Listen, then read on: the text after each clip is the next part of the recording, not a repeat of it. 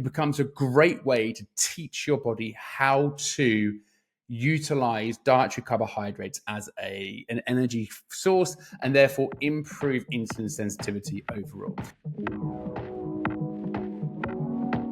Okay, we go again with another episode of the Smart Strength Training Podcast. Now, this podcast episode has a great title that aligns perfectly to the name of my podcast. I'm talking today about strength training for longevity. Now, maybe it's because my social media the algorithm of my social media churns up very similar content that's aligned to my interest, but I see so much, or I'm seeing so much podcast material and personal trainers talking about how vitally important building muscle is for longevity and how muscle tissue is the quote unquote currency of longevity. I in part love it, and I also in part don't, because I think it is a little bit misleading, and I want to talk about why. But first up, let's talk about why I love it. So why is strength training so vitally important for longevity? Number one is to preserve lean muscle mass as we age. So maybe you've heard of sarcopenia, which is the loss or age-related loss of muscle tissue. I've touched on this on a previous podcast episode. There are two things going on in your body all the time. One is muscle protein breakdown, which is what it sounds like. Your body is constantly breaking down proteins in the muscle because the body is constantly using protein, amino acids because it's the building blocks of all cells. So the body can constantly be turning over proteins in the body. We consume, hopefully, sufficient dietary protein, which keeps protein synthesis elevated. So all the time, someone has protein synthesis elevated higher than muscle protein breakdown, they will be either preserving or building muscle tissue. But that relationship gets skewed for a few reasons in older adults, and they're breaking down more muscle than they're repairing. So what's a really important way, what's the most practical way that we can go about safeguarding ourselves for this? It's to do some kind of force-based exercise. So strength training, resistance training, and of course, eating sufficient dietary protein. Because age-related sarcopenia is pretty much completely reversible with interventions like that. So resistance training becomes so vitally important. Next is for improving bone density. I think most of us are acutely aware that as we get older, the bone density starts to we start to lose bone density, and we have a greater chance of osteopenia or osteoporosis. That's especially true for women going through menopause, but it's true for older adults overall. The majority of bone is established in our sort of 20s or up to our early 20s. And then we basically hold on to that bone. We can influence it a little bit, but your exercise habits are going to be one of the primary things that influence it. So forms of training that are load bearing are going to be so beneficial.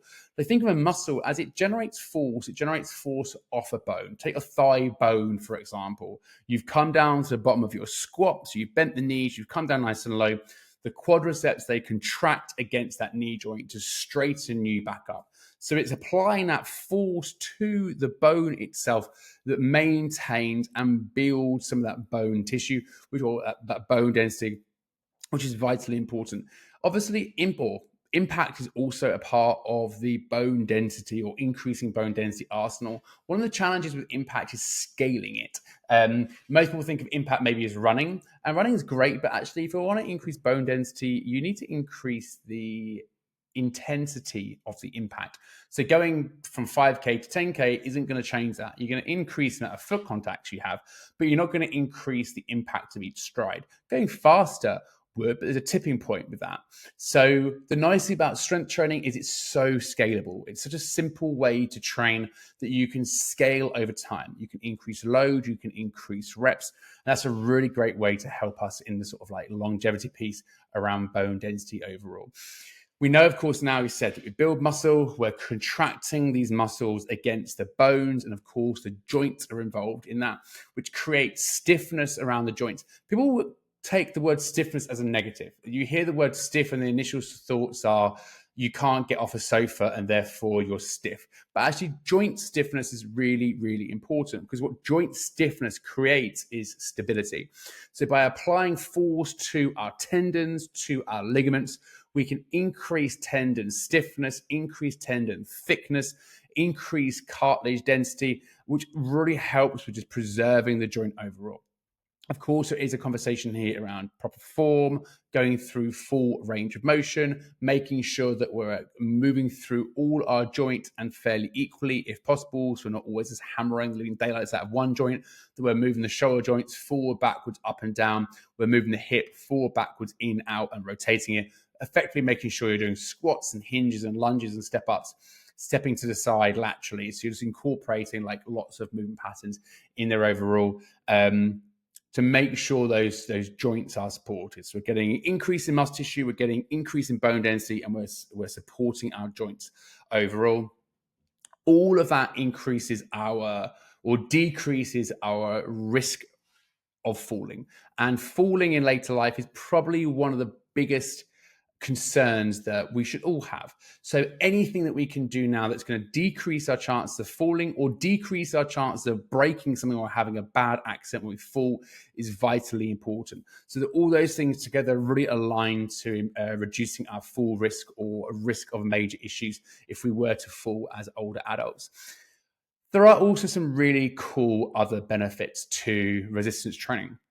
Some key metabolic benefits. So by building muscle, the cool thing is that our muscles need energy. If I'm contracting muscles whilst doing a squat or a deadlift or something, we're using primarily glycogen, stored sugar, dietary carbohydrates as a fuel source. So the more you work out, the more muscle tissue you have, the more glucose you can draw from the bloodstream into the muscle to use as energy. It becomes a great way to teach your body how to utilize dietary carbohydrates as an energy source and therefore improve insulin sensitivity overall.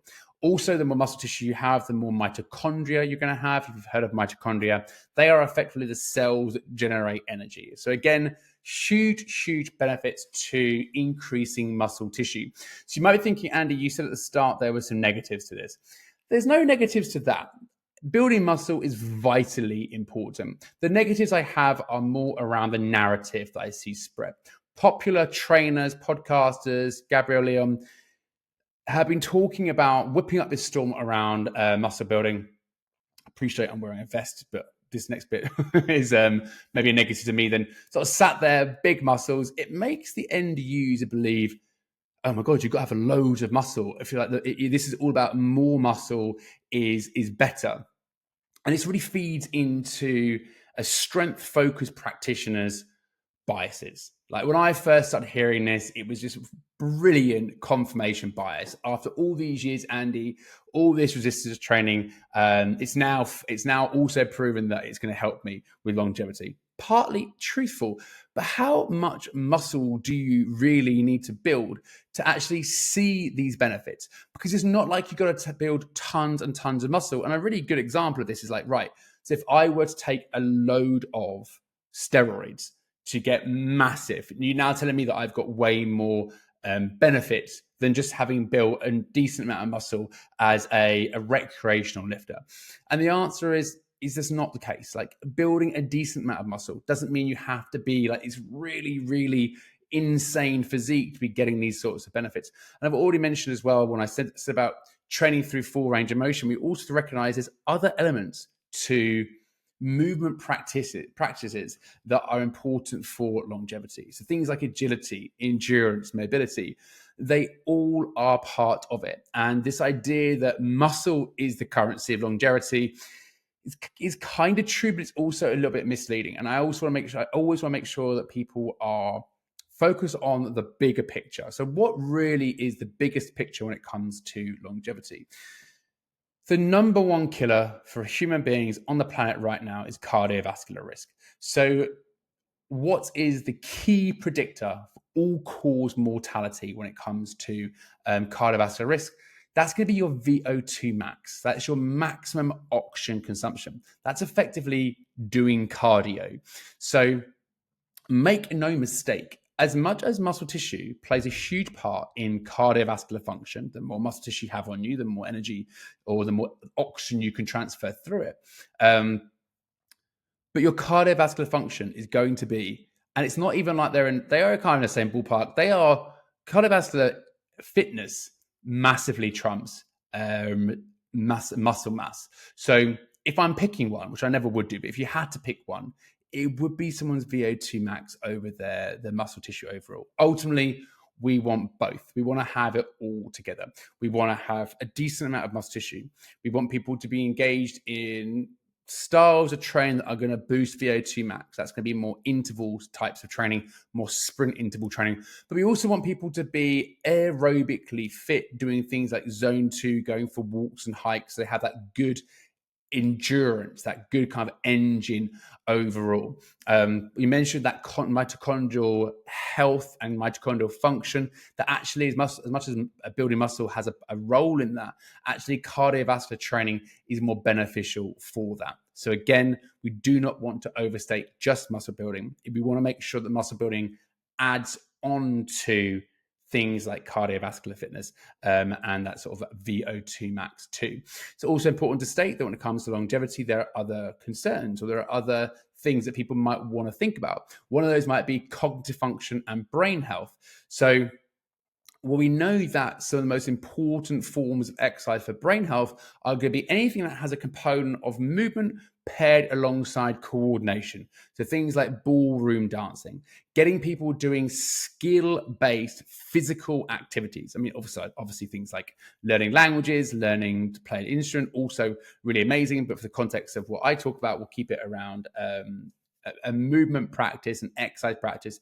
So incorporating types of training that people love, that are skill-based, also really, really useful. So too is having a community around you with exercise. So going to classes, going to like holidays, weekends away that are active, all play into this. So again, we can get all of this, and we can have all the benefits. We can do some resistance training, some cardio training. We can go to classes and create a community around fitness overall. It hasn't just got to be build muscle as the overall focus. So your key pillars really are, yes, get stronger and build muscle. Keep on top of your cardiovascular fitness. You want to be mobile. You want to look after those joints overall. Get some skill-based work into your life. Like, I haven't got to do it all the time, but get some sort of skill practice. Learn how to skip. Do something slightly different with a bit of coordination in there overall. Just make sure you enjoy it. Because as much as I love resistance training, a lot of people don't. And if they hear like muscle is the currency of longevity and they hate resistance training, and this person's talking about strength training, that instantly makes them feel like they can't actually access what this person's talking about. And it's not like you have to build tons of muscle to get the benefits from this. We just want to make sure that people are putting some sort of force through them overall. And finally, because that's a lot of things to go through, I just said strength training, cardio training, mobility, skill, and sort of like enjoyment elements. I touched on this before, but you can periodize your training. Have periods where you do more strength training. Certainly I work with women, so a lot of them that I've worked with, they would have done a lot of cardio historically. So therefore, prioritizing strength training for a chunk of time, a year, 2 years, 3 years, to really build a good foundation where cardio is in there, but it's not like a primary thing in the workout. It might only be once per week, whereas resistance training is 2 or 3 times per week. Could be a really smart thing to do, just recognizing that they've not necessarily been prioritizing that and had neglected it a little bit, but also trying to make sure that we have blocks where they bring in things like handstands and playing sports. And if they're doing like a climbing holiday, that's all in there as well. So yes, strength training is amazing for longevity, but so too are lots of other forms of training. And ultimately the idea of this podcast was just to make sure that you don't get put off by this narrative that you have to be doing a lot of it, you have to be building a lot of muscle, you can get a lot of benefits of quite a low dose. So hopefully that was useful and you can put that into practice in some of your training. And if you would like to work with me online, I'm now available for online personal training.